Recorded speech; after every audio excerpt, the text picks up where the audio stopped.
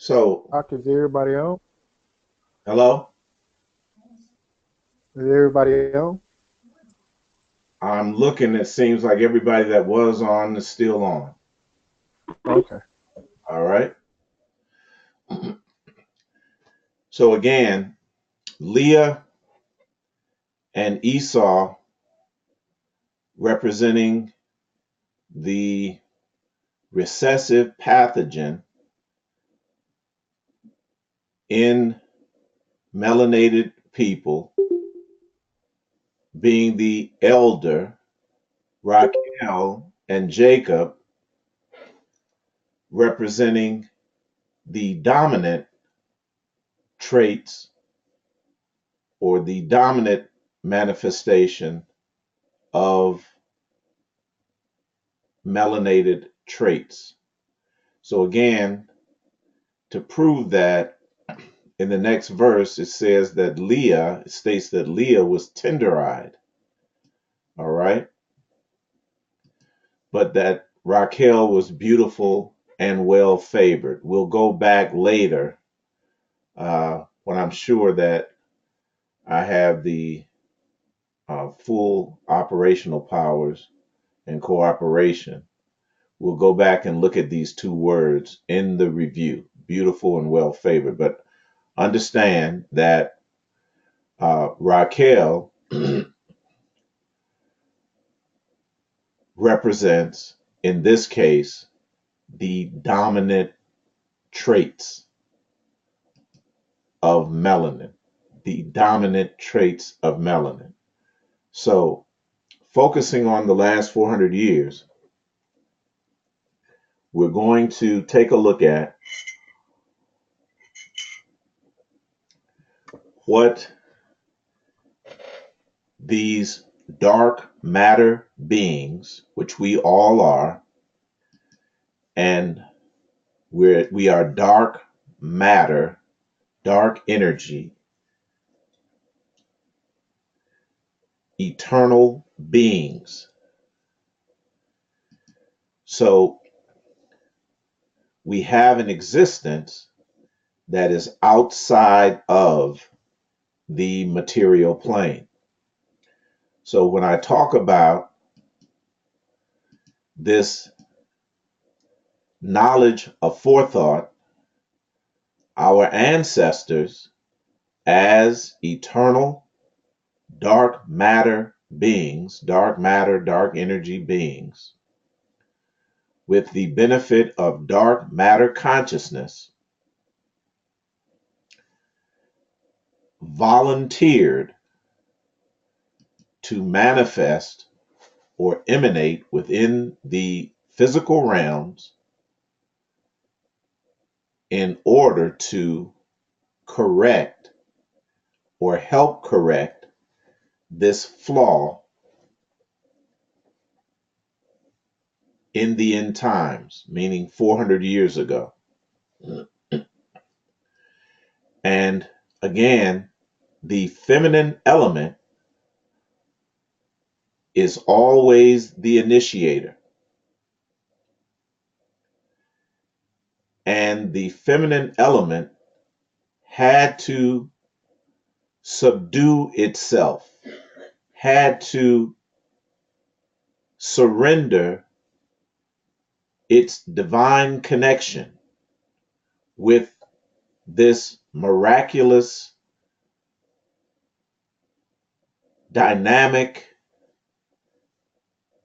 energy, dark energy, which is melanin. And they knew that in doing so, in becoming a voluntary or free will sacrifice, that it would not only expose them to this brutal and traumatic ritual that we're all familiar with in terms of slavery and that experience of captivity, that it would expose their children as well, and that it would also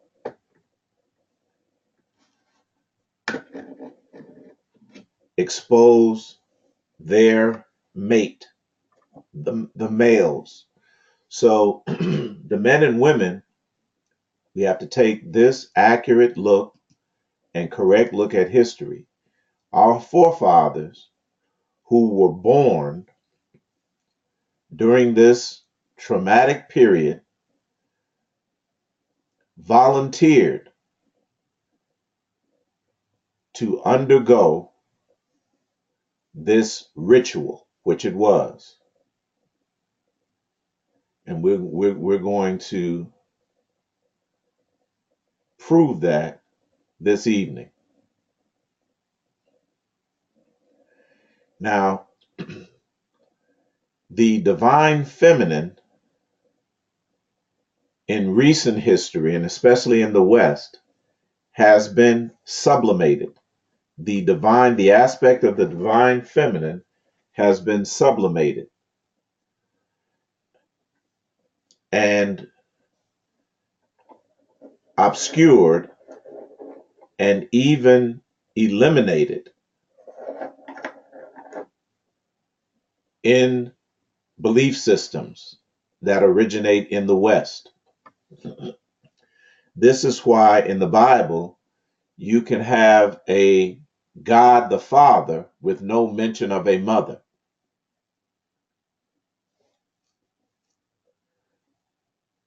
You could, but it's impossible. If there is a father, then there must have been a mother in the divine uh, hierarchy of self. If there is a man, there has to be a woman by virtue even of the physical characteristics that everybody on this call has a belly button, meaning that the feminine precedes all. As above, so below. As below, so above. So we're not saying that the divine feminine is superior or supreme. We're saying that it is primary difference. It always initiates. So in the process of bowing down and exposing ourselves to this trauma, it had to be the feminine that surrendered, that bowed down first. If in later studies, we're going to really put a sharp point on that, graphically so. So when it says here, by his knowledge shall my righteous servant justify many, again, this was written in the time of patriarchal dominance. So in Isaiah 53:11, it should be by her knowledge or by her wisdom. And again, go all through Proverbs, all through the Psalms, and as a matter of fact, all through the Old Testament scriptures. Wisdom is always characterized and knowledge by the feminine element, the feminine aspect. So by his, and we say quotes around that, knowledge, shall my righteous servant justify many. And this knowledge is knowledge aforethought, divine knowledge. Verily, verily, I say unto you, except a corn of wheat fall into the ground and die, it abideth alone. But if it die, it bringeth forth much fruit. And the fruit that they are talking about that would be accomplished through this voluntary sacrifice that is going to be later characterized as an actual death. Now we're talking in terms of energetic and physical. because we know many people died during this process. But again, everyone, man, woman, child, adult, chose, that was born in that period, chose to do this. The reason that it's hard to conceive that is because we cannot conceive of that type of knowledge and wisdom. So the latter part of this class, as we close out, we're going to make a connection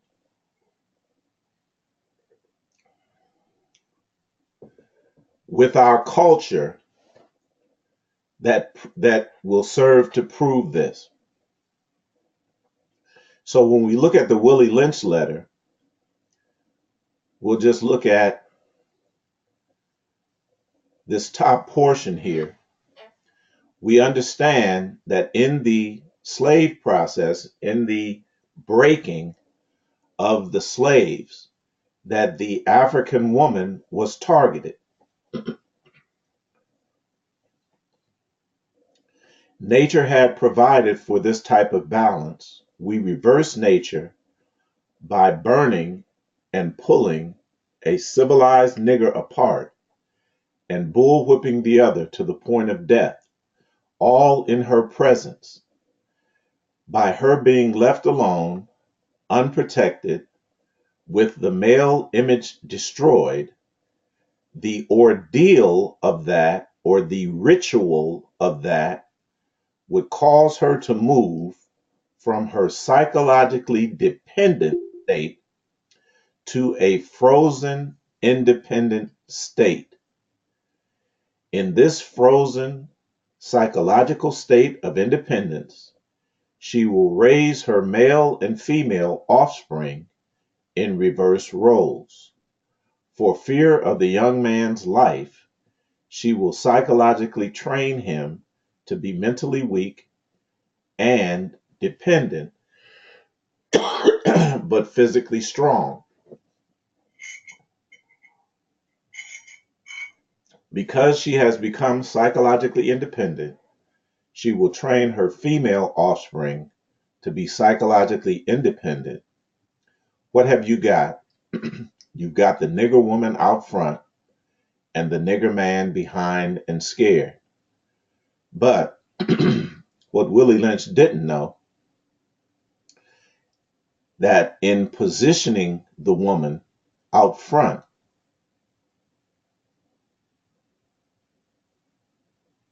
that it has replicated the energetic nature of the feminine aspect as being what?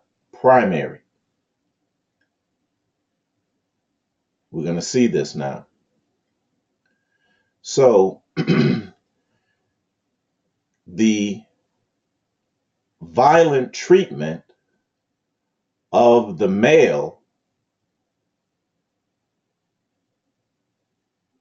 had a predetermined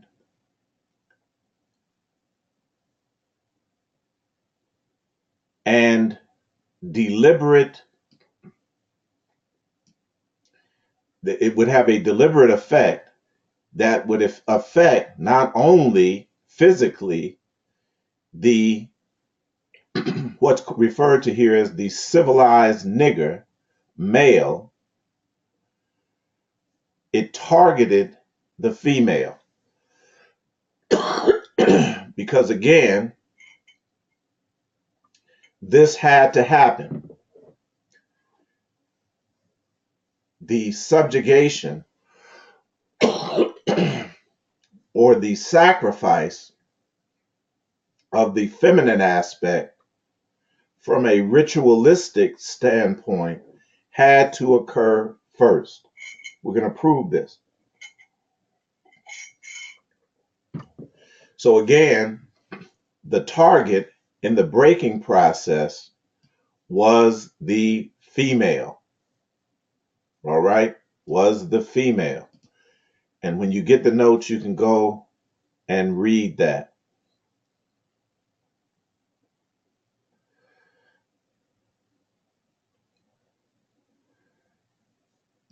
So here we're going to connect it, this ritual sacrifice and this ritual, this traumatic ritual that would affect the psychology and the mindset of males and females for multiple generations, even up to this day, corresponds to a voluntary ritual that is ubiquitous in our culture. I want to make a statement here.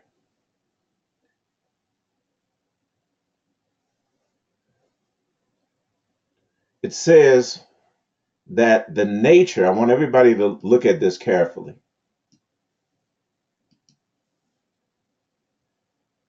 that the nature is reversed. I want you all to hear me, by females viewing violence against males. Does everybody see this? By burning and pulling a civilized nigger apart and bullwhipping the other to the point of death, all in her presence, has a traumatic effect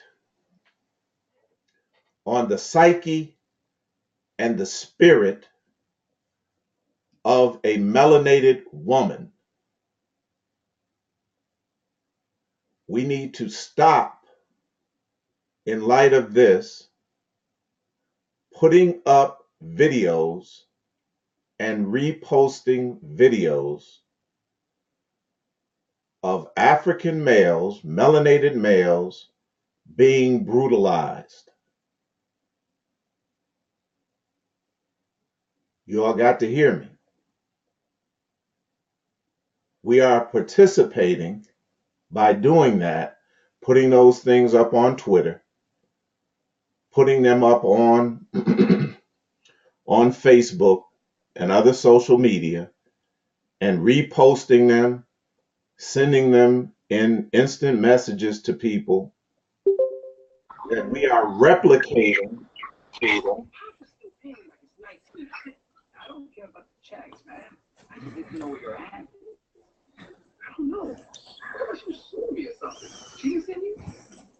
What's her name? Mary Smith. That was you. The only name for his ex is Mary Smith. Oh, did she have a more common name? We also know. Now we're getting some interference. Coming to the home address of her nephew, Raymond Smith. No, let's only Jane know. Okay, guys, lesson pleading. Can anyone else hear this? Phone's cabinet, definitely locked. Play something to the other side of the house. Okay, absolutely. Wow. Yeah, I hear it. All right. Okay,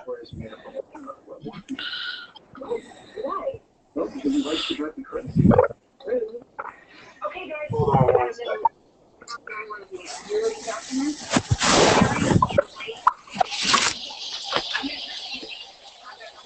Everyone has their mic muted.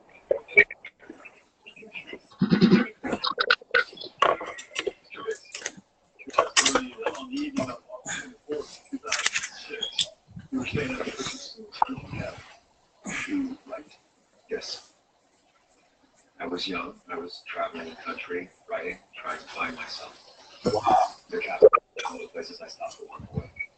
And the $1,000 in cash that you had in your possession when you were apprehended, you said you earned doing odd jobs. Yes. Do you have any of your employer's names? Now, what you all have to understand, that I just muted my mic and I'm still getting this interference.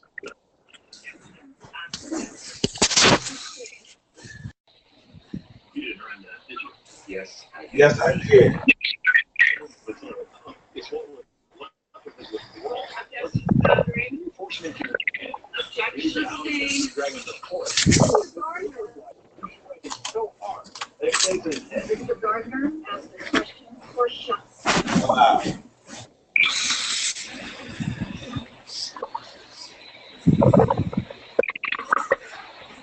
Well, family, I think this has gone to another level. Yes, it is that.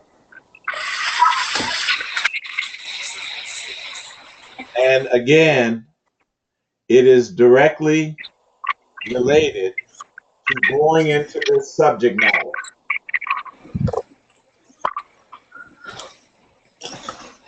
So I'm going to continue on. Hey, Eve, would you like to try to log off and come back on, and Now, Rogers will be here? this is something. Yeah, I just muted my microphone, and it's still Yeah, coming.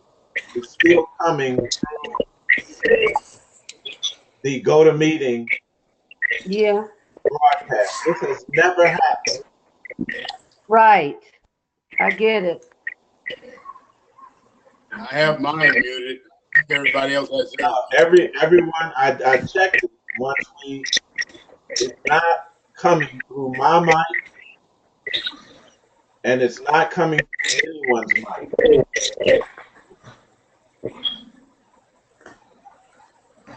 So again, we're being targeted. But I'm going to go ahead and finish this out. All right.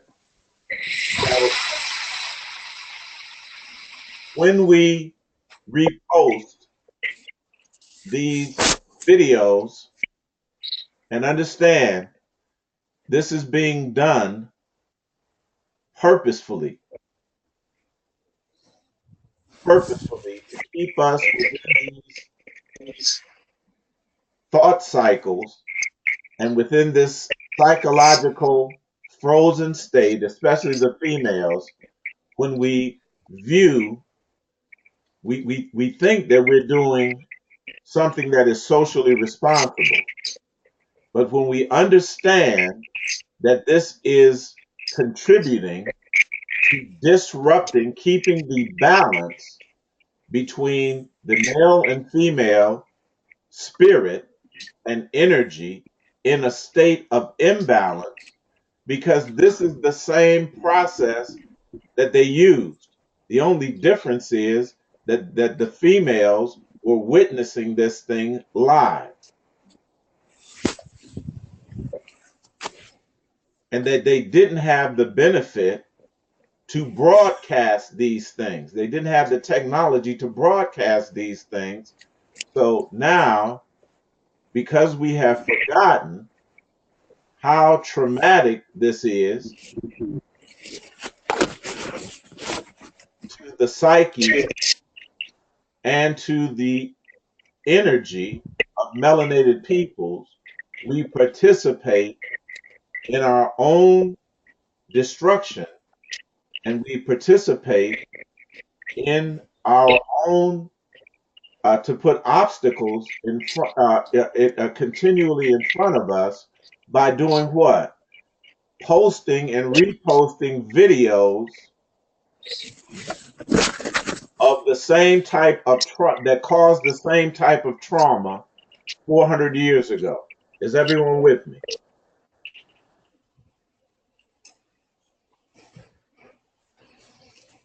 Okay. Yeah, Absolutely.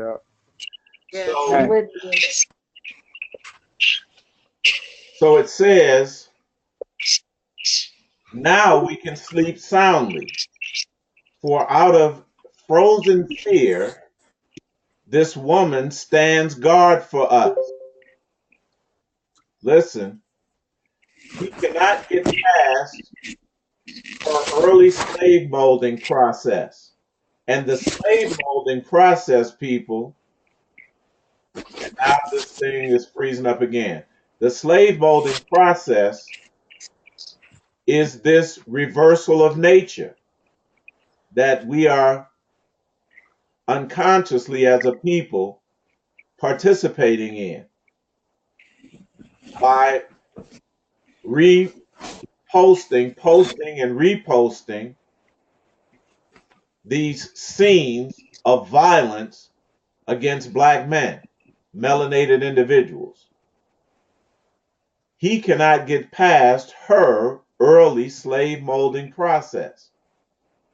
He is a good tool now ready to be tied to the horse at a tender age. By the time a nigger boy reaches the age of 16, he is soundly broken in and ready for a long life of sound and efficient work and the reproduction of a unit of good labor force, continually through the breaking of uncivilized savage nigger by throwing the nigger female savage into what? A frozen psychological state of independence by killing the protective image of the male, by killing the protective male image. When you rebroadcast these things, repost them, you are doing just that. That needs to stop.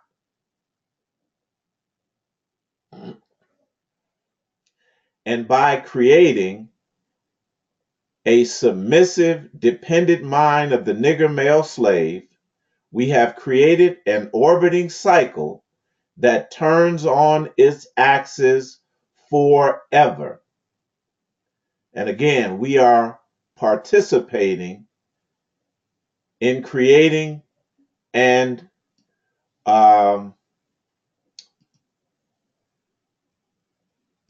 continuing this orbiting cycle unless a phenomena occurs, listen, and reshifts the position of male and female slaves. Our experts warned us about the possibility of this phenomena occurring, for they say that the mind has a strong drive to correct and recorrect itself over a period of time, but it won't be allowed to do that if we keep perpetuating this cycle by posting videos of males being brutalized and killed. We have got to be able to see that. But the mind has a strong drive to correct and recorrect itself over a period of time if it can touch some substantial original historical base. I'm about to give that to you.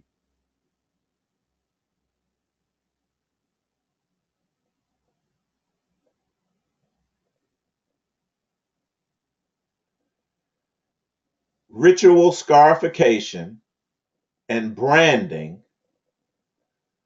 corresponds to the process of physical trauma that we subjected ourselves to 400 years ago, that those individuals, our forefathers and foremothers, subjected themselves to. But we had a practice culturally called ritual scarification and branding that again mirrored or attempted to mirror the voluntary physical trauma as a corrective healing procedure. I'm going to stop right there and ask, does everyone see the correlation just on the surface? Yes. This is not interesting. Mikael, no. All right, stay tuned. We're talking about an overall process of physical trauma that what? Would produce fruit, much fruit, a benefit.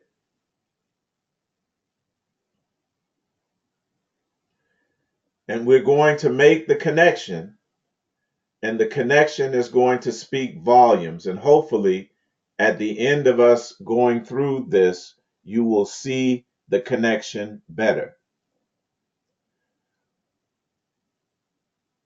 Were slaves scarred?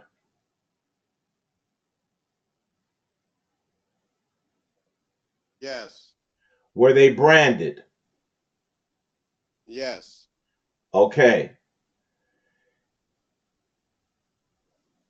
In our culture as a people, we understood the benefit of voluntary physical trauma. We already said that the sisters and brothers that went through that 400-year process, that it was a ritual, and they knew they did it voluntarily, although they probably weren't conscious of it,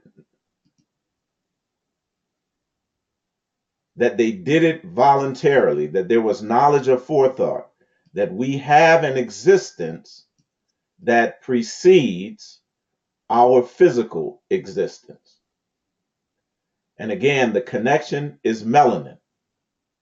Where is the scarring taking place? On the body. On the largest organ of our body. The stripes and scars that were on the backs and the buttocks of slaves, and the breasts, the branding that was on the face and the back, they mirror a cultural aspect that is physically traumatic, but at the same time corrective. It bears much fruit. It is healing and corrective. We are talking about healing the flaw, correct? Yes. So this is a woman from the Belgian Congo with ritual scarification over most of her torso. This is our divine science, and it was mirrored in a ritual, a mass ritual that we went through, that our forefathers went through, and that we went through by extension 400 years ago. Makes sense?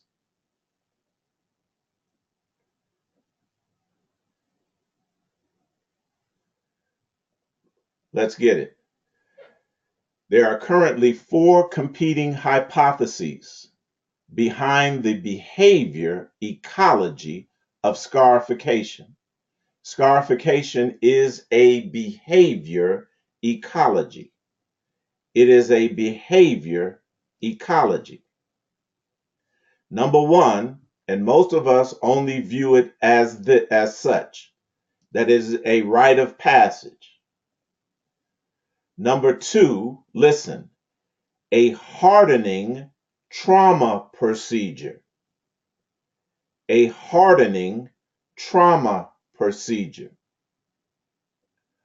How does one harden metal? Asking the question.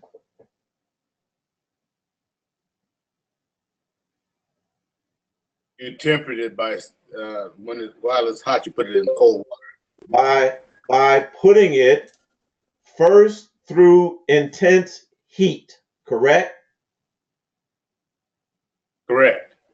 Then immersing it in cold water. Like a plane.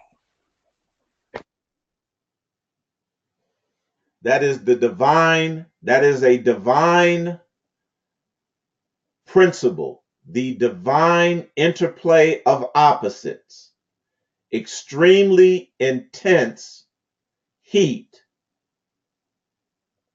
then in cold. That is a hardening technique. So our forefathers went through a mass ritual of extreme, intense fire. I want you all to hear me. So the second hypothesis is a hardening trauma procedure.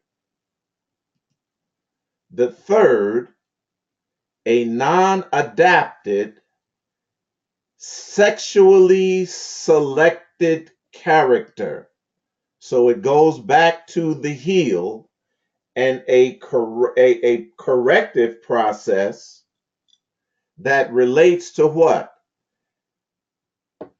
The generative, regenerative, creative, reproductive process.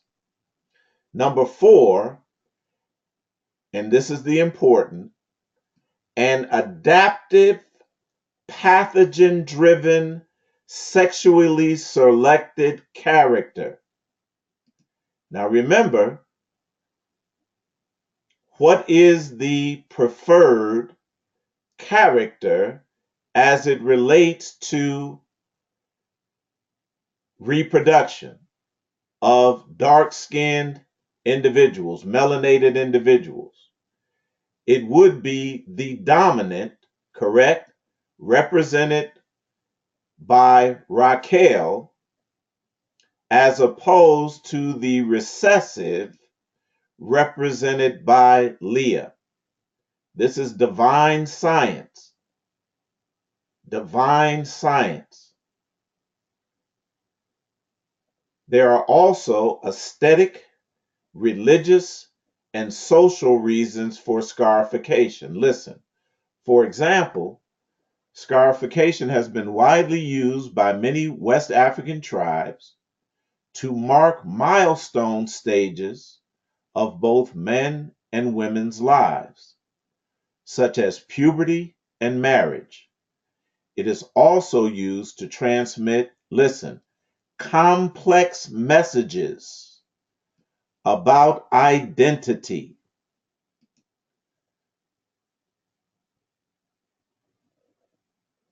It has a symbolic, language-driven purpose.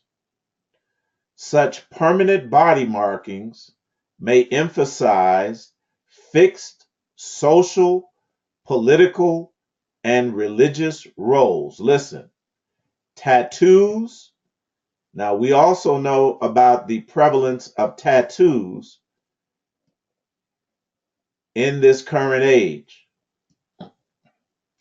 Tattoos, scars, brands, and piercings, listen, when voluntarily acquired, are ways of showing a person's autobiography on the surface of the body to the world.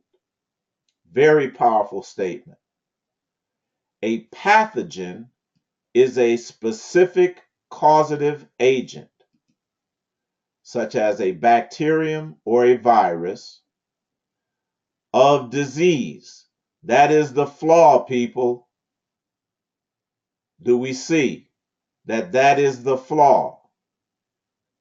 That this process, this traumatic process that involved branding and scarification, voluntary trauma created by the torturous, intense heat of that experience. And it was designed to what? Isolate a causative agent and eliminate it. Tribe members unwilling to participate in scarification, listen, were generally not included in the group's activities. According to anthropologist Grace Harris, group members lacking, look at this, the normal characteristics consistent of the group. Let me show you all something.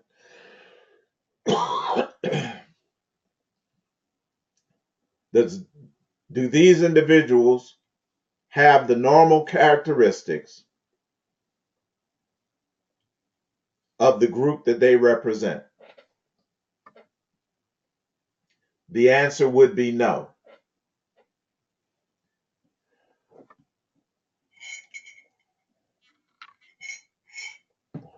So again, this process, now remember, in Africa, I want you all to just consider the wisdom. This practice preceded slavery, the slavery experience of 400 years ago, by thousands of years. Could it be that the practice that was instituted almost ubiquitously throughout African culture was preparing the African psyche for this?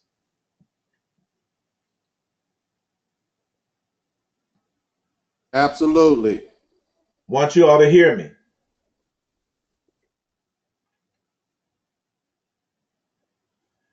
So tribe members that were unwilling to participate in the scarification were generally excluded from groups' activities. Let me ask you all a question that are familiar with albinism within melanated communities. Did they exclude those individuals?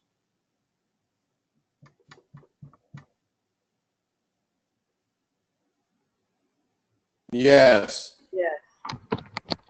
So making the connection now, making the connection.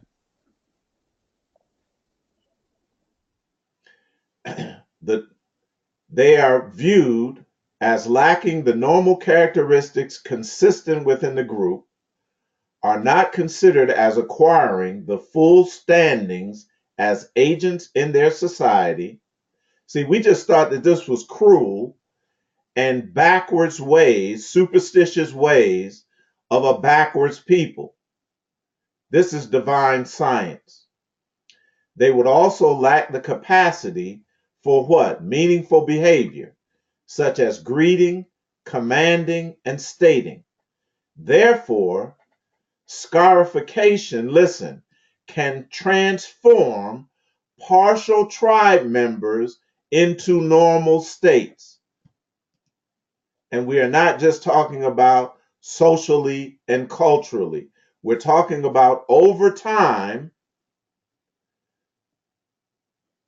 with knowledge of forethought, having this vicarious death, this vicarious hardening process by going through what? Extreme heat and purification process, that it would what? Bring forth much fruit. So not another individual would have to suffer this flaw, this pathogen, that we would get to the root of the problem over time. And that is what this, our entire experience has been about. So that what? It could transform partial tribe members into what? Normal states entirely accepted by the group. That's the much fruit that we wanted this process to bear. Are you all with me? Yes. Absolutely. Scarification, a form of language not readily expressed except through extensive, intricate greetings, gives the ability to communicate fully, which is a key element to being considered as a normal member of the group. We want to include everyone. But if the potentiality of this flaw is present, divine knowledge says that we have to deal with it. Here's the science.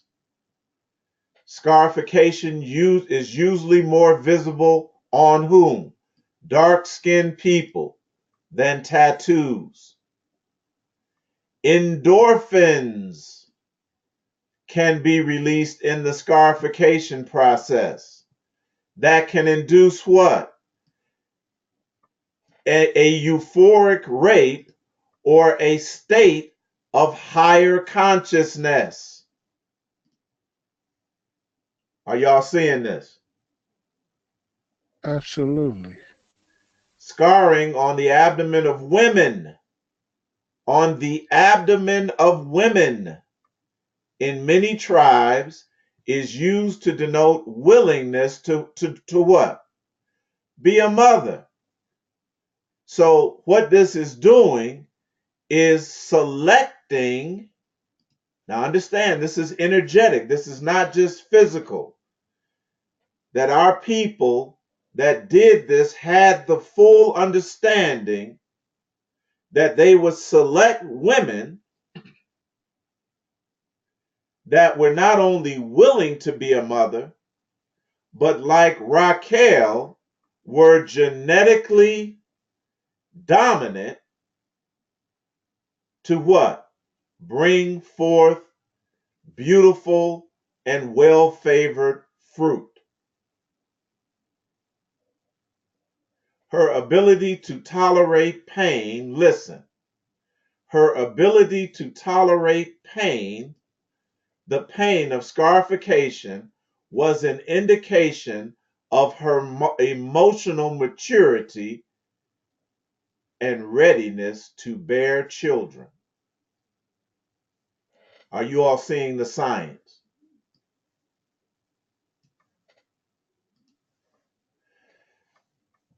Scarification can be used for healing a patient, not just a cultural ritual, you all.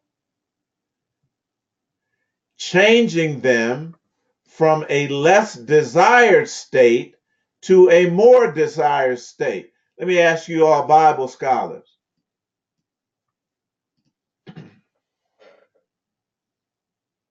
Who was more desired in the narrative, Leah or Rachel or Raquel?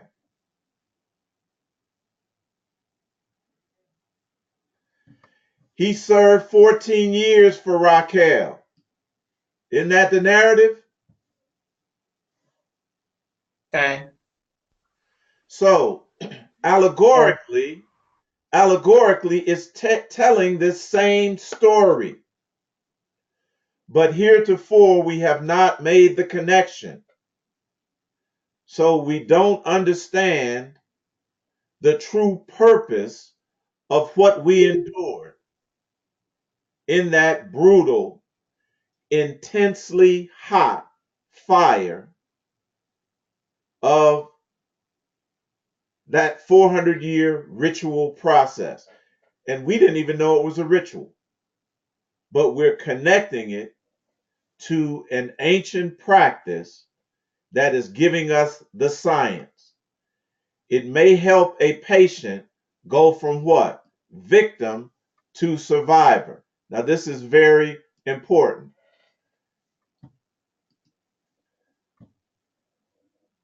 Because in our doctrines that underlie our belief systems, our role is always the victim. Something happened to us. God is punishing us. We are cursed. We are under a curse.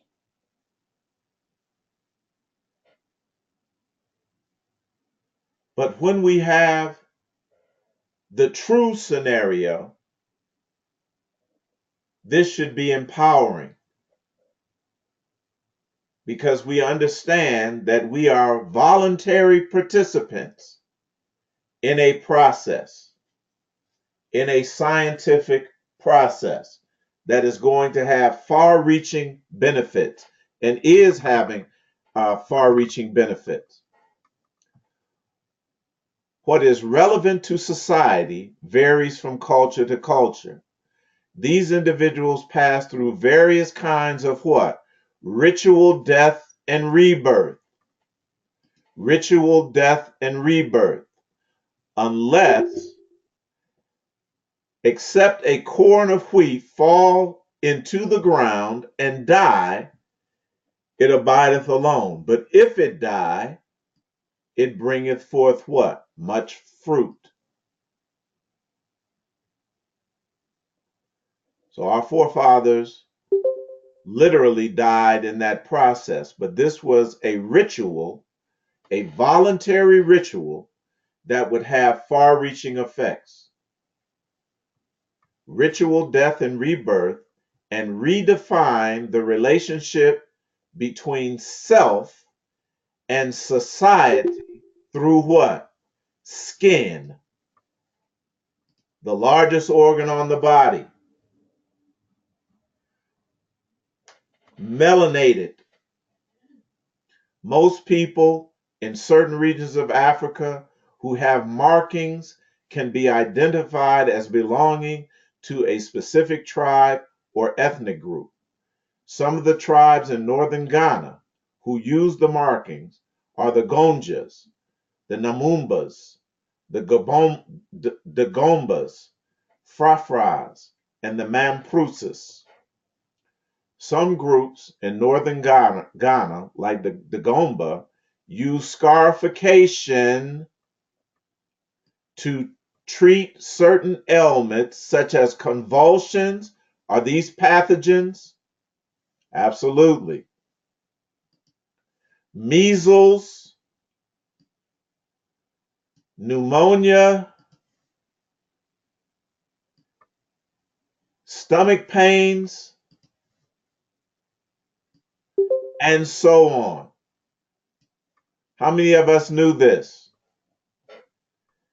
See, we've just been told that this was a that this was a superstitious practice by backwards people. This is divine knowledge of forethought, all part of a divine overall plan to what? Correct a flaw, a genetic flaw, a pathogen that is not just related to bodily disease, but is a causative agent of behavior as well. Melanin makes you more of a human being.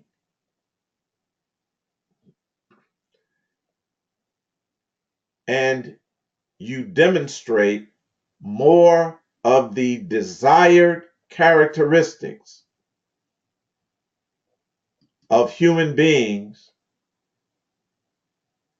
that were the originators of cultures, civilizations, and societies. It is believed that these sicknesses originate where? In the blood. The life is in the blood. And melanin is in the blood. And the energetic aspect of melanin is carried throughout the body via the blood system. And we took a look at that when we took a look at these trees,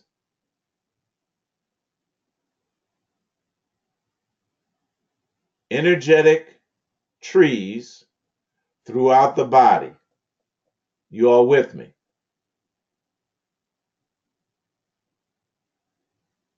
that carry energy and information throughout the physical body.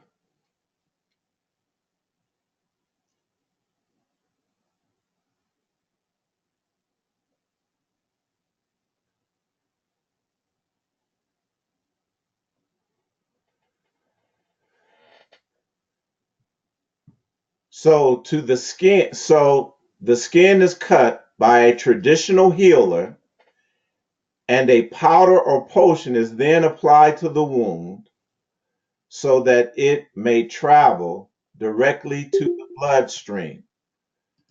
In the scriptures, it talks about something called the balm of Gilead, the balm of Gilead that would be administered when we would go through this process. Everybody know what I'm talking about. If you don't, look it up. Look up the references. We're going to go through it later. But the balm of Gilead, that when we would receive the stroke of a wound through slavery,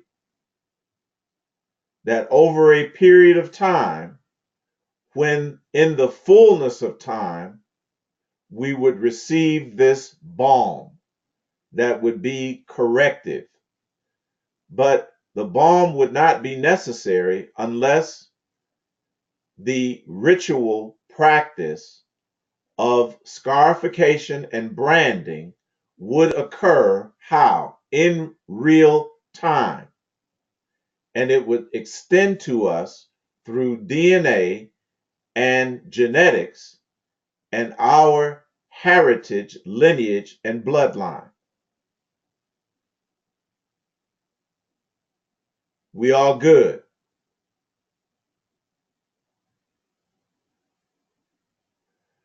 Okay, bringing this to a close. Hey, hey. All right. Research has also been conducted to show a connection in the different anatomical locations between the sexes as linked to pathogen prevalence in their area. I'm going to read that again. Research has been conducted to show a connection in the different anatomical locations between the sexes as linked to pathogen prevalence in their area. Let's bring this to a close now. Scarification in these areas is thought to be done to clearly show which individuals are pathogen resistant mates. Y'all got to hear that. It is thought, when we say pathogen resistant, we're talking flaw resistant. We clear. It is thought as pathogen severity increase, so should permanent marking of body areas that are intended for evaluating attractiveness and mate quality. Now, we must understand that in most of these societies, indigenous societies, that they had what's called arranged marriages.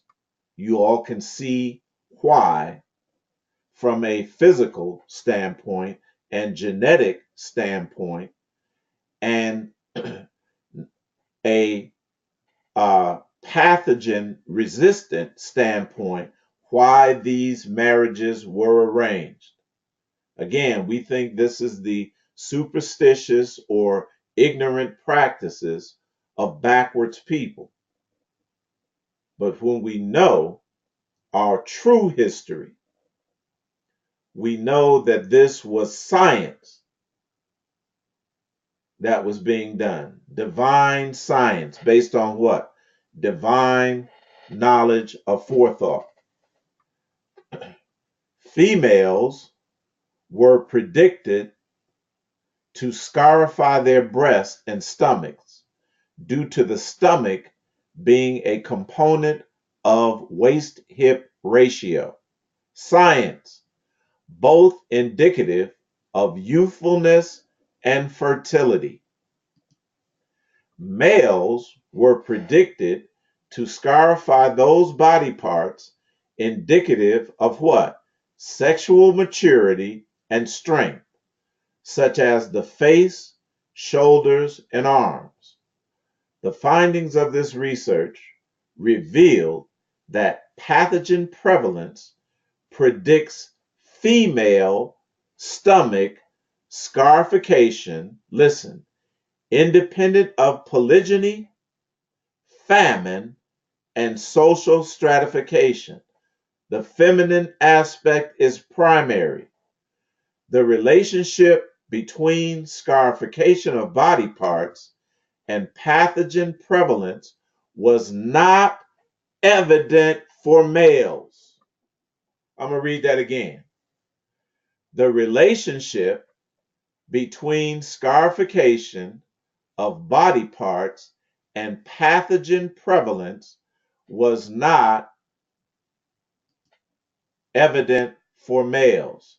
So this is why the sisters had to initiate this process from a ritualistic standpoint, from an energetic standpoint, if you want to say from a spiritual standpoint.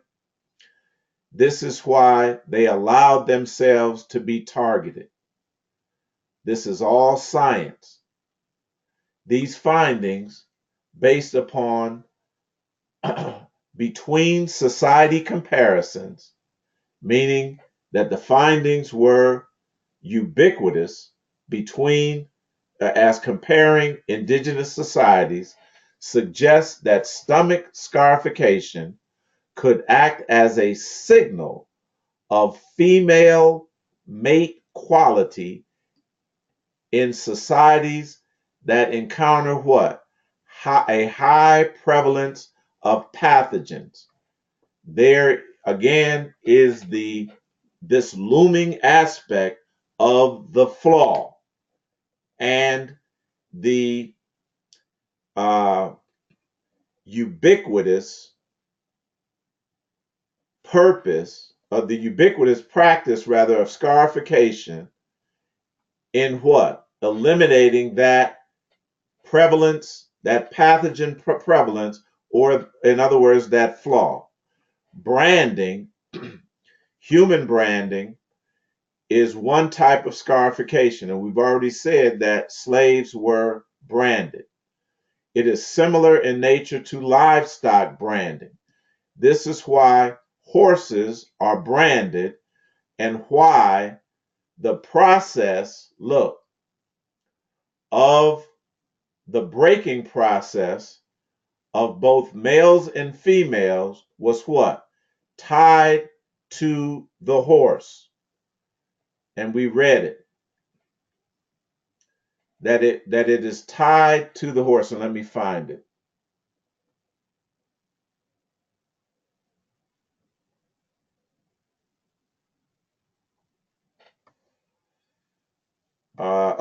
It says, now, here, ready to be tied to the horse at a tender age. It didn't mean that they physically tied an individual to the horse, but it means that they used this breaking process, the same breaking process that they used in what?